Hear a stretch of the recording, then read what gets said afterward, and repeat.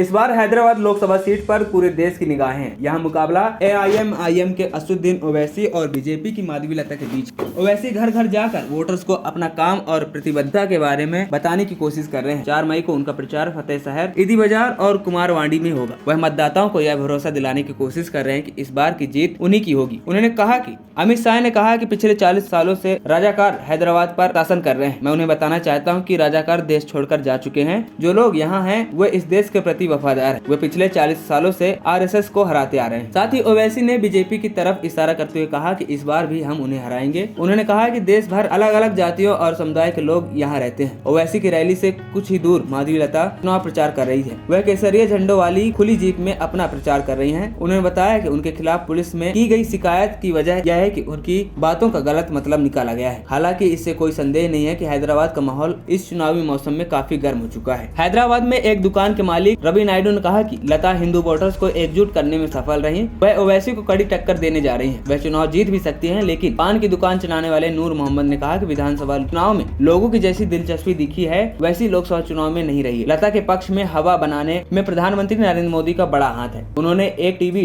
Debate में लता के प्रदर्शन की तारीफ भी की है। आपको बता दें, ओवैसी परिवार का 1984 से ही हैदराबाद लोकसभा सीट पर प्रभुत्व रहा है। इसकी शुरुआत ओवैसी के पिता सुल्तान सलाहुद्दीन ओवैसी ने की थी। बाद में असदुद्दीन ओवैसी ने उनकी विरासत बढ़ाई। हैदराबाद लोकसभा सीट के तहत आने वाली 7 में से 6 विधानसभा सीटों पर ओवैसी की स्थिति काफी मजबूत है। इस लिहाज से माधवीलता ने इस सीट के लिए नहीं है, लेकिन वह ओवैसी पर निशाना साधने में किसी तरह की कमी नहीं रख रही। उनका दावा है कि पिछले 40 वर्षों का वोटर्स के बीच डर का माहौल बनाया गया है। खबरी चौखट की रिपोर्ट।